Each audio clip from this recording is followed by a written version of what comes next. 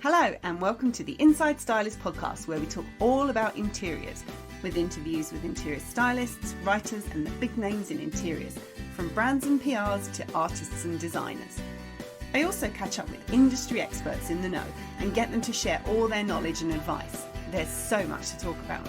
I'm your host, Emma Morton-Turner, an interior stylist and a writer with a ton of experience. I set up InsideStylist.com so I could share all that interiors love with you. So don't forget to head on over to the website for not only the show notes from today's episode, but for links to interior stylists, writers and assistants profiles, and a ton of inspiration. But for now, enjoy the show. Today's guest is a multi-talented stylist and artist. She's worked in all areas of styling from editorial to commercial, but her expertise and passion lies in property. She specialises in house dressing, helping homeowners, landlords and property management companies get their homes ready for sale or rental. She's also an artist, creating incredible pieces of artwork for interior designers and shoots. I'm very excited to be talking with Kerry Hussain. Hello, Kerry. Thank you very much for being on the podcast. Thank you for having me. It's finally. I was just going to say, it's been a long time coming. We actually were due to record a podcast last March. I was going to come over to your studio. We're recording this via Zoom, so I can see your studio, and it looks very clean and tidy. I'm very impressed. I thought you don't want to look at the floor. The floor's a bit messy. But we've known each other for a little while. You came to one of my events. You're obviously an Inside Stylist member. You are an artist, and you are on the Inside Stylist artist list as well. So I feel like I've known you for absolutely ages, but predominantly I know you through styling. So do you want to talk me through how you became a stylist? Yeah, it seems like a long time ago now, actually. I worked in, I think a lot of people might know this already, but I've worked in TV forever. And I was kind of getting disillusioned with that and not enjoying it. And then when I bought my first house, that's when I sort of, my interest in interiors really took off. And I thought, maybe there's something I can do in this line. And I was looking at magazines, and it was one of those things where I never realized that somebody actually put those pictures together, and they didn't just come like that. And so I started sort of researching styling and interior stylists and this, that and the other, and I actually took a sort of a short course at Central St Martin's with Tara Larkin, I think it was. Yeah, Tara.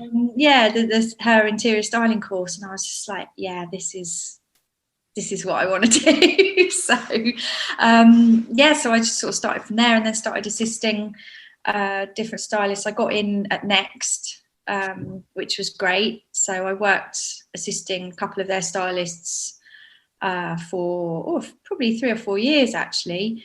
In between my TV work, because I was freelance anyway, so it kind of fitted in. What is it you do in your TV work? So I do graphics mostly on sport, or it used to be mostly on live sport. So it's always quite hectic and quite sort of tense, and there's a lot of shouting. And it was great for a while, but then I just got fed up with the travelling and, just the whole industry really. Wanted to do something more creative. So were you able to kind of do that? Was that like sometimes it's in the evening, so you could do styling during the day? Yeah. Transition slowly. Yeah, I mean, that's the beauty. The beauty of what I was doing was because I was working mostly with sport, it's evenings and weekends. Yeah. So I was able to sort of do the styling during the week and during the day, which was great. Yeah. And then just decided to sort of go it alone after a few years and think, tried different things. I actually interned at Living Etc. for about a week. I lasted about a week. I absolutely hated it. You know what? It's so interesting because I did all my interning around IPC, and I did loads and loads of different magazines. I'm probably a little bit older than you.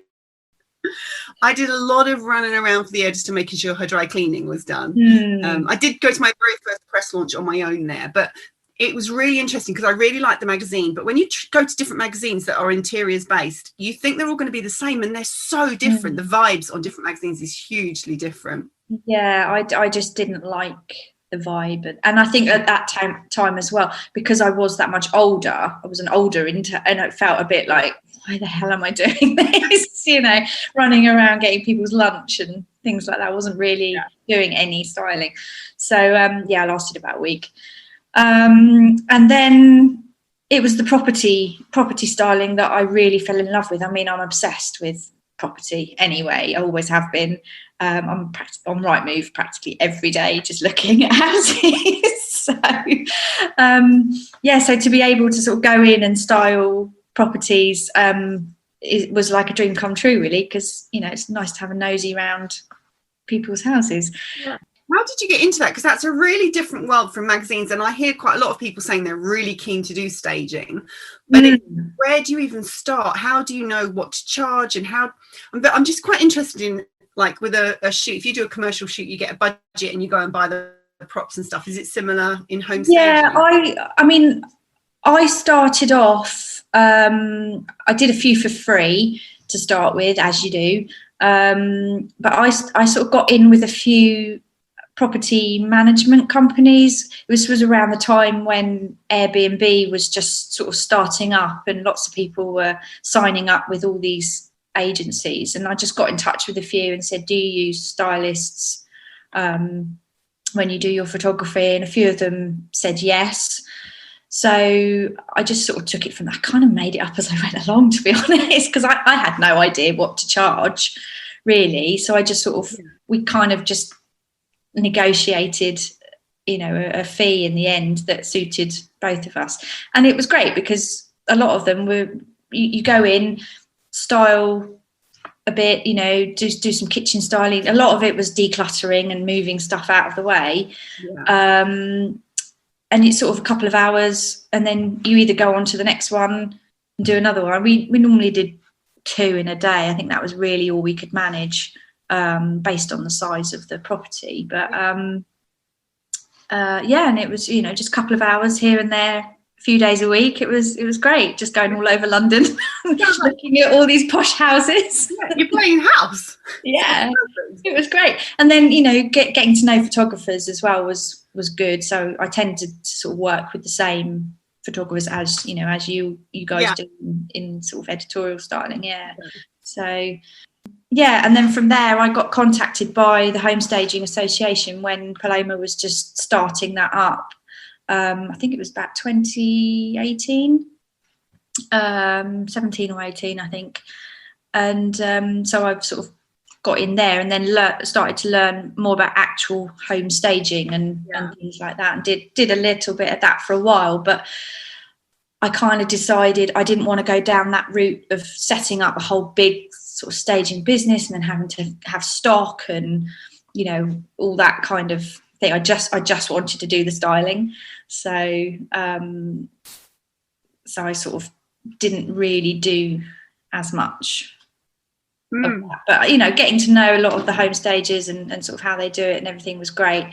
And then that in turn has led to where I am now with the artwork. So that leads us perfectly onto the next stage. So you paint why don't you tell us how that came about? So basically you create these incredible pieces of art, and did that come about from needing art for home staging? Yes, kind of. I mean, I've always been arty. It was my favourite subject at school, and I was always in my bedroom drawing when I was little. But I always did figure drawing and people and portraits and things like that. Love drawing people and faces. And then I kind of went away from it for a long time and didn't have the room and things like that to do anything. And then when I moved to this house, I finally managed to get my drawing board, which you can see just over there. It's been in my mum's loft for about 20 years. And I was like, finally, I've got room to get it out and do some painting. So I thought I just created a couple of pieces for this place. And then that's when I kind of hit upon the idea of, I could provide original artwork for home stagers and interior designers. And sort of just been trying to sort of build that, really. Yeah, because going down the abstract route is completely different, but it's been a great sort of release. Mm. Yeah, so it's just a lot of creative freedom.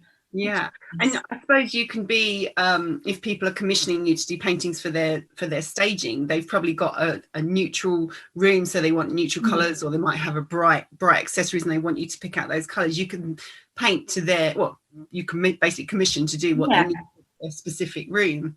Yeah, so basically the idea was to sort of be able to tie it in with their colour palettes and the whole sort of design of the room, rather than them just going and buying any old thing off the shelf kind of thing. So it would look like a considered part of the design.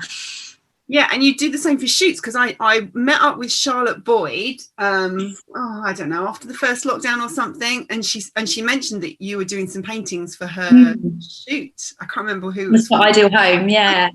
Yes, yeah, that was really exciting. So I did a big piece for a shoot for her, and I've just done a couple as well for Old House New Home. Not sure where they're going, which property they're going to be used in at the moment, but so I was commissioned to do a couple of those as well, which is great.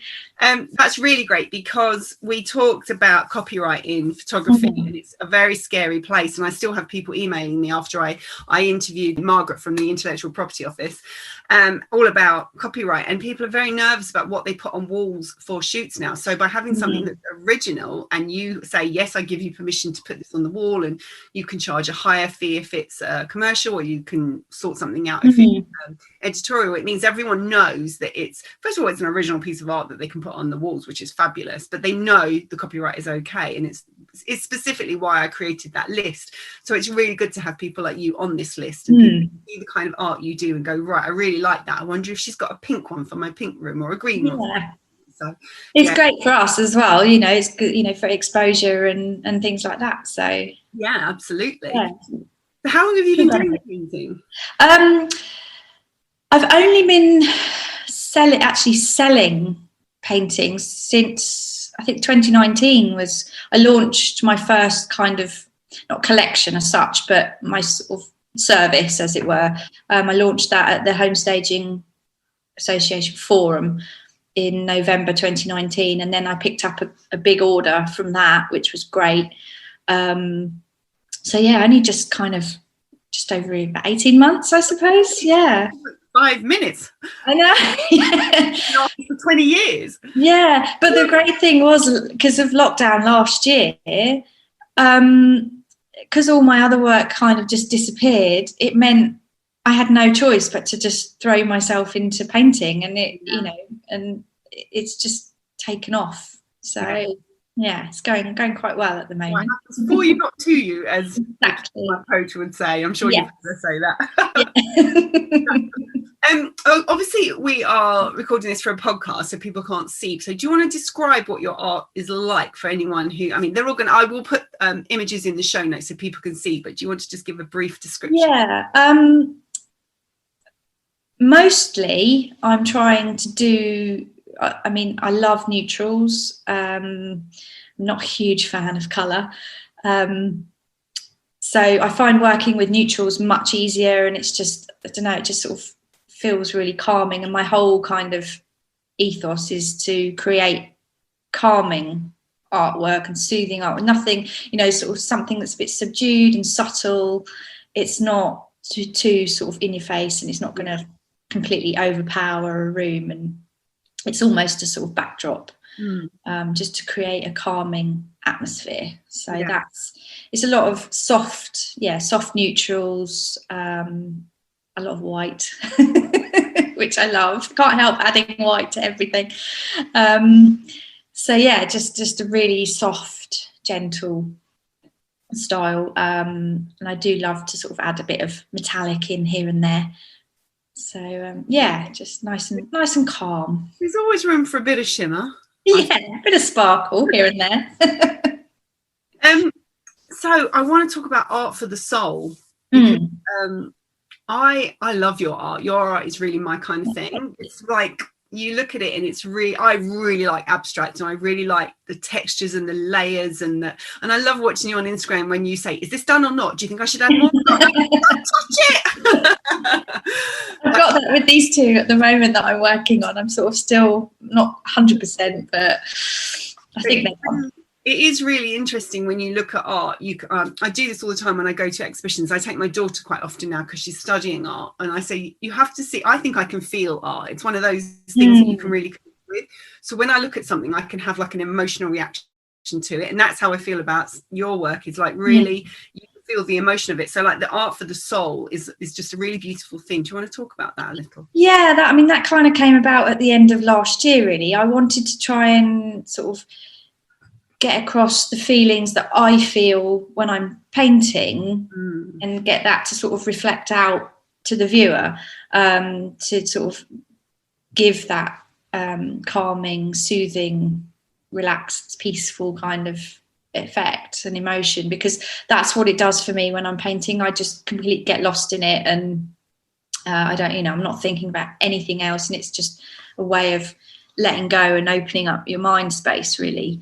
So and like you say, with the textures, I don't want it to just be something that you stick on the wall and it's just there. This is why I sort of like to describe them as visual meditations, because I want people to be able to study them close up and look at the texture and get that sort of feeling from the different detail sections, because I often find there are certain sections of a painting that I just absolutely love for some reason. They just, when you get that feeling in your heart and you just think, oh yeah, I love that. So for me, often it's sections of it rather than the whole painting. So I want people to be able to look at them closely and really study them, and then get lost in them for sort of a few minutes at a time, and then that's your kind of clearing your headspace, as it were, because if you're studying what's happening in the painting, hopefully you're not really thinking about anything else. Do you know what? When you're saying that, I was thinking, when I sit down and watch TV, all the big art pieces are on my wall behind my head. It's a real shame that that's where you kind of, you're naturally drawn to. There's a big expanse of wall normally. And it's such a shame. I actually have a small piece on the chimney breast, and I do sit and stare at it while I'm watching TV, and what you were just describing is exactly how it feels to just, you look at it, and then when you stand up and move, you go, oh yeah, look, that's more yellow in there than I realised. And that's imagine how it feels. I think as well, because I use a mixture of acrylic and emulsion, so you get that kind of changing colour and changing light that you get when you paint your walls and that as well. So it can, different paintings can look different in different lights. Yeah exactly. So mini meditations, do you want to talk about that? That's your idea. Yeah, the minis, I love doing the minis. That came about because I did some miniature paintings last year, and they went down really well. I think because obviously they're more affordable. You can still get an original piece of artwork. I was selling them way too cheap, to be honest, which is probably why they sold. But no, and then I thought, well, I'll create a set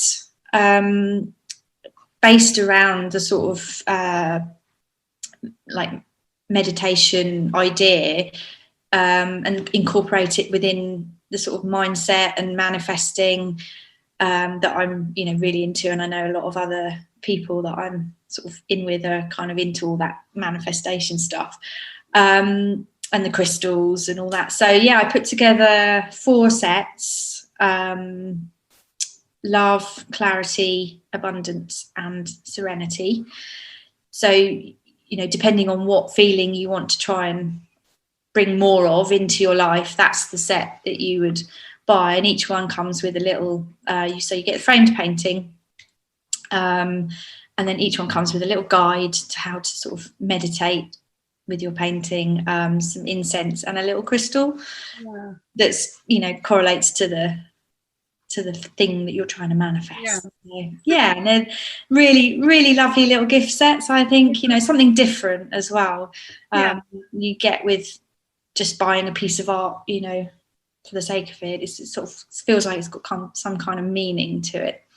Yeah, I love the whole ethos of it. The whole, it's all in, it's kind of all around you, isn't it? You're looking at all the senses, thinking about things, and you're looking at something, and you've got the crystal to hold, and it's just very calming. And it's calming. It's a really good idea to pull it all together. I love that.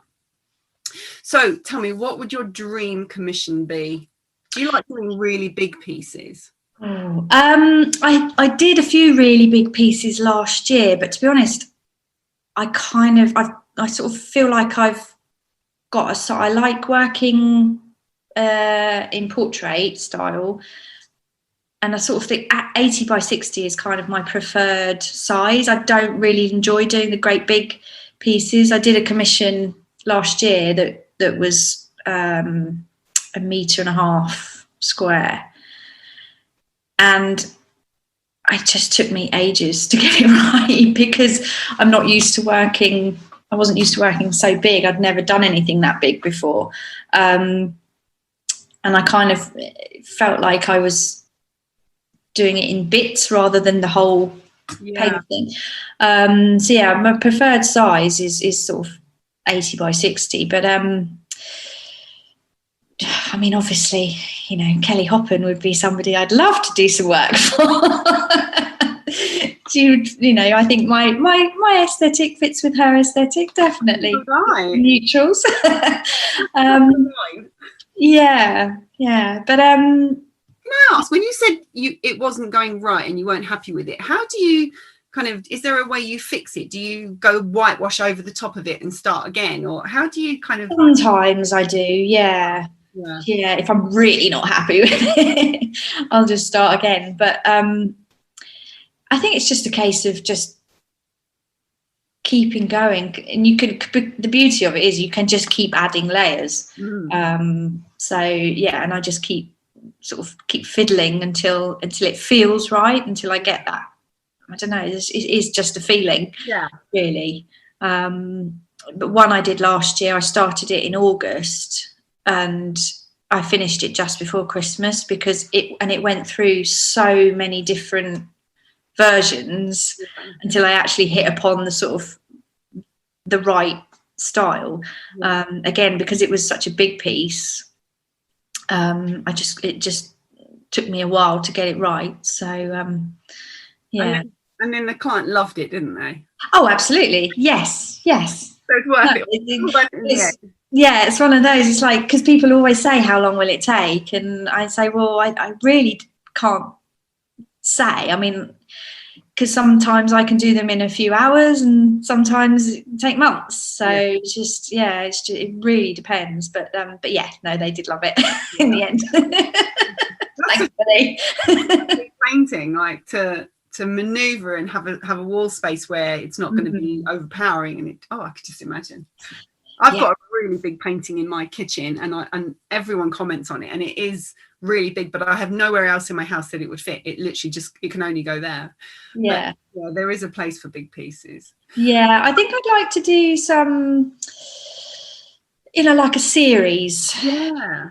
I think, if someone wanted a kind of triptych or something like that, rather than one big piece, maybe 3 smaller ones, but they're all sat together.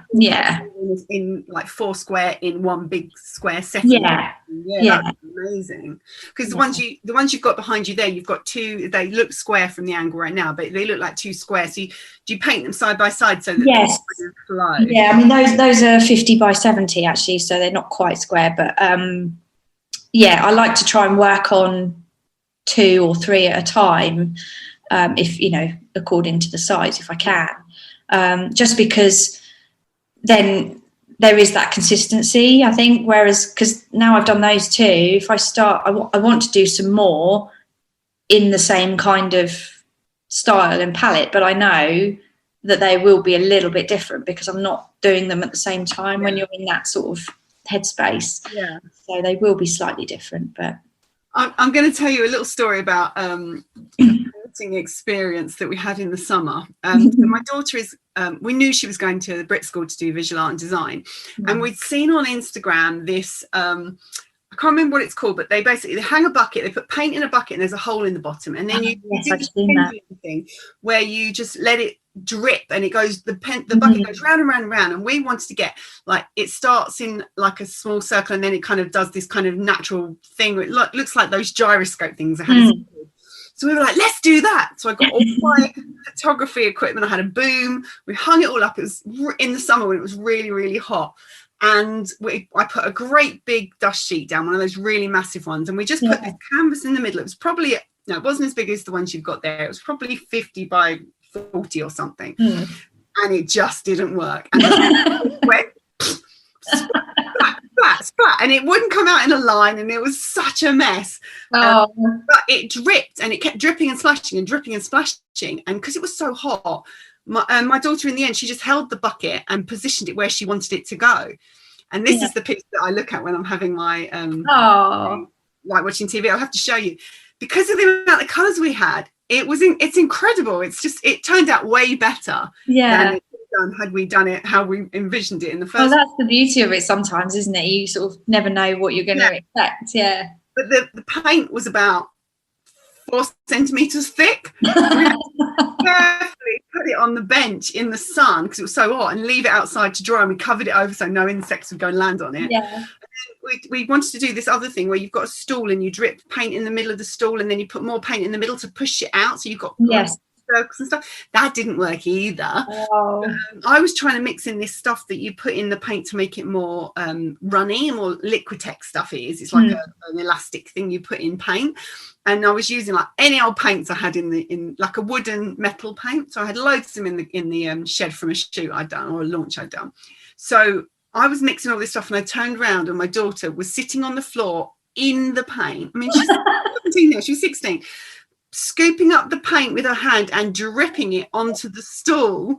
Love it. So cool. It's in my living room now. It's like, and you just have to go with it. And I just love getting messy. It's the best thing. Yeah. That's why I want a proper separate studio, just so I can go completely crazy and it doesn't matter if I get it all over the floor. But yeah, the messier the better. Yeah, I can imagine you doing this really big one, and paint has to go everywhere. It's it's part of the job. I don't want to paint.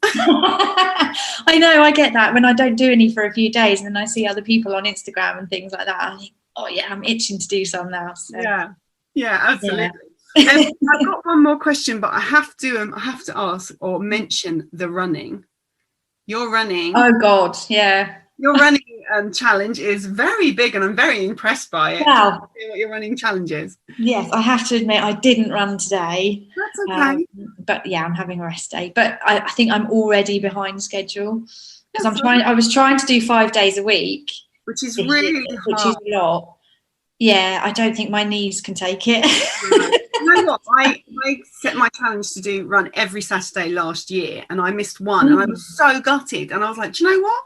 It's really not the end of the world to miss one, because you just have to pick yourself up and keep going. My goal is to be able to run a marathon when I'm 50, which is next year. Amazing. Next year? Yeah, next year I'm 50. I have to think about how old I am. I haven't got a bloody clue.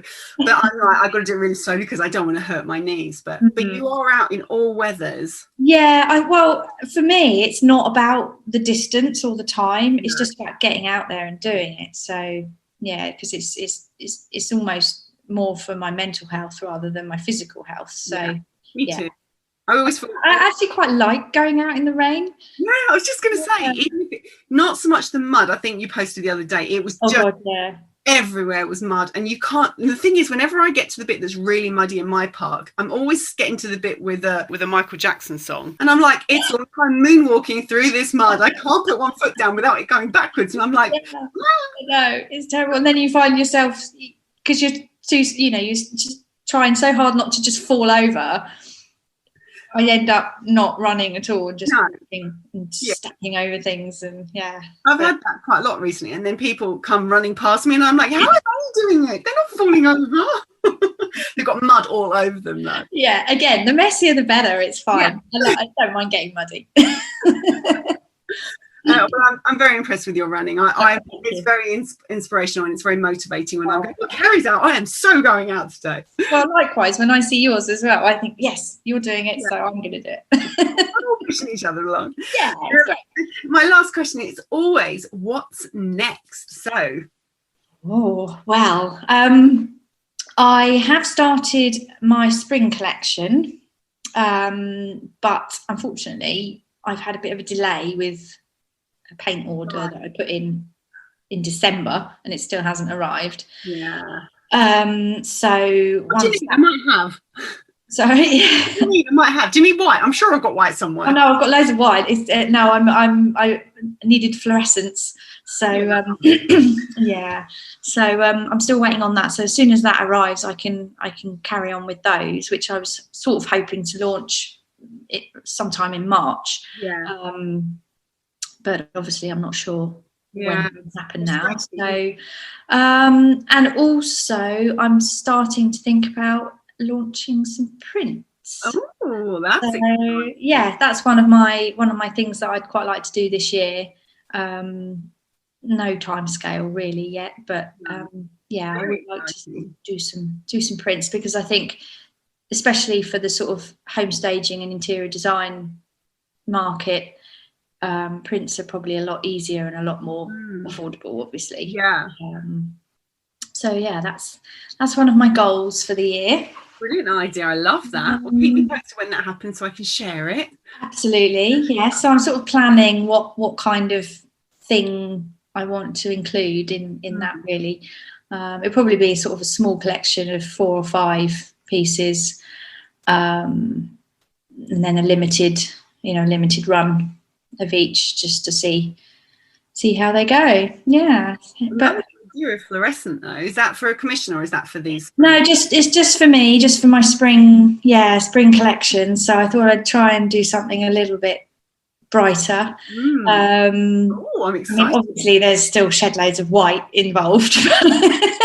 A little bit of pink and green and some yellows. So brilliant. Work on those. It's been brilliant talking to you. I'm completely inspired to go and paint and not do anything. Oh. I think I've inspired myself to do some painting this afternoon. You don't live far from me. If it wasn't lockdown, I'd be coming around and I know, yeah. You could teach me. It'd be brilliant. Oh, well, yeah. I know people have said that, and I don't know. I'm just not a teacher, I don't think. I don't know, because I find it difficult to explain. Yeah. How I actually do it. It's one of those. I don't know. It just happens. Yeah. Just here's a brush, here's some paint. Off you go. Yeah. So that's basically how I work. It's totally, it's all totally instinctive, and I throw some paint around and see what happens. Yeah. You make it sound so easy. I know. Well, it is. Anyone can do it. Yeah, they can't though. They really. Kerry, thank you so much. It's an absolute pleasure to have you on the show. Thank you. It's been great fun. Thanks for listening to the Inside Stylist podcast. You can find all the details from today's episode over in the show notes on insidestylist.com. If you enjoyed the show, I'd love it if you would head on over to iTunes and rate and review it. It's the best way to help other people find the show, and I'd really appreciate it. Until next time, bye for now.